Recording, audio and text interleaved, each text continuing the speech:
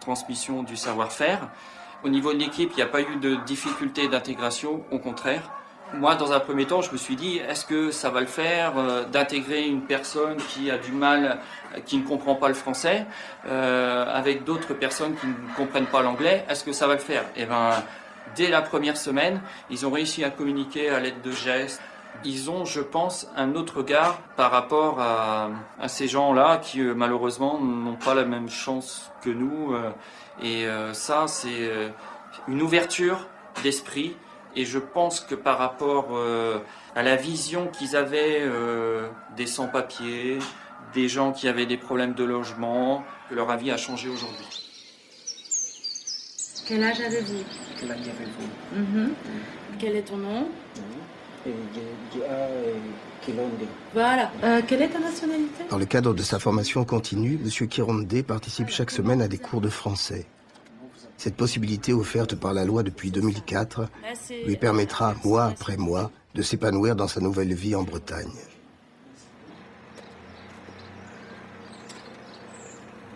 I'm just 1 year in this country, but I thank my God. I'm having a job, I'm working, I'm having my own house. Actually, I'm proud to have this job because it's the job I feel I like to do even in future. So I believe this is the job I know I like to improve my knowledge concerning. I would like to pass my piece of advice to other refugees like me.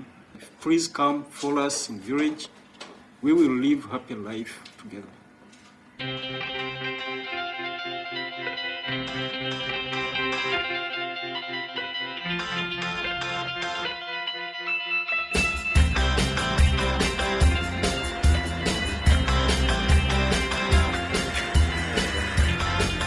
Instituteur dans son pays d'origine, M. Jeudi a pu réaliser grâce à la mobilité une vraie reconversion professionnelle en Vendée. Recruté en CDI comme soudeur après une formation qualifiante, il apprécie son nouveau cadre de vie à Montaigu. À Paris, j'ai galéré beaucoup. J'étais dans un logement à peu près 16 à 17 mètres carrés. En plus, on était 4 là-dedans. Pour moi, c'était pas une vie, quoi. Ouais. Ici, c'est plus facile. Les démarches administratives, c'est beaucoup plus facile que Paris. À Paris, il y a trop de monde, trop d'attentes, trop de demandes. Donc, ça fait traîner les dossiers. Parce que moi, normalement, j'ai vécu un bon bout de temps à Paris. J'ai même pas eu la chance d'avoir ma carte de séjour. Je l'ai eu ici. Aujourd'hui, je me sens vraiment, comme je vous disais, je me sens vraiment vendéen. Je suis tellement bien intégré. Je sens que ma vie est ici. Voilà. En plus, je pense que mes enfants, ils vont aimer parce que là, pour l'instant, là où ils vivent là maintenant, en Haïti, ils sont très stressés, quoi. Ben ici, je sais, ils vont retrouver leur calme. En plus, étudier et puis faire leur vie, quoi. Je souhaite aussi qu'ils se marient et tout. Peut-être demain, qui sait. Mon nom pourrait même rester même en Vendée, même si je meurs.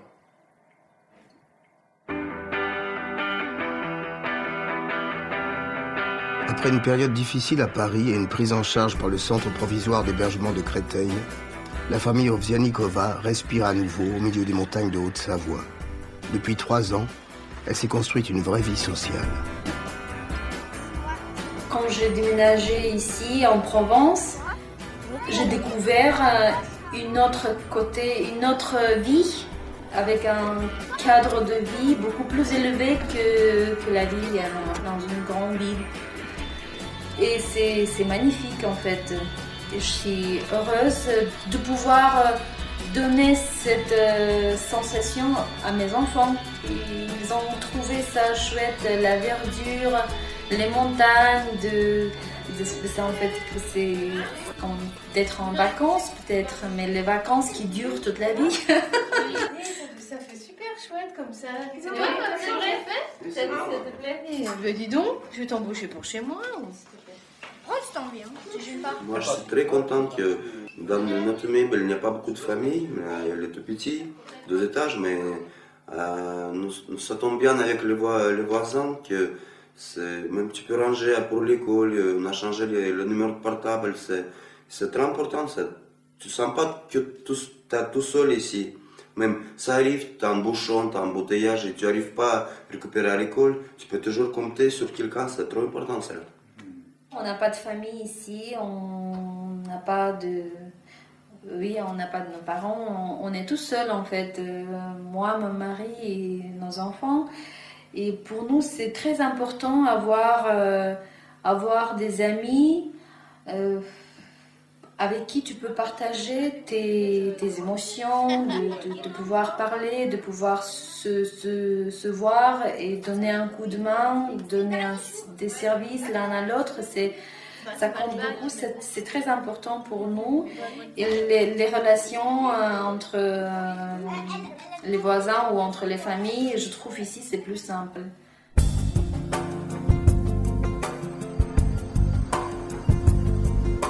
En moins d'1 an, Salimata Sankara a littéralement changé d'existence. Fini les hôtels de fortune, la violence de la vie parisienne et le sentiment de vivre sous assistance. À Nantes, elle a retrouvé un travail, un logement et beaucoup de dignité. À Paris, j'avais l'impression d'être toujours en train de préparer un voyage. En fait, je ne me sentais pas, c'est comme si je n'étais pas encore arrivée à destination. Je culpabilisais pour ma fille parce qu'elle était toute petite et je la ballottais d'hôtel en hôtel. Et donc, depuis que je suis venue, j'ai eu le logement ici, j'ai eu une formation où j'ai fait 3 mois de formation, pardon, et comme aide à domicile. Et depuis, je travaille. Voilà, ça aussi, ça a changé beaucoup ma vie.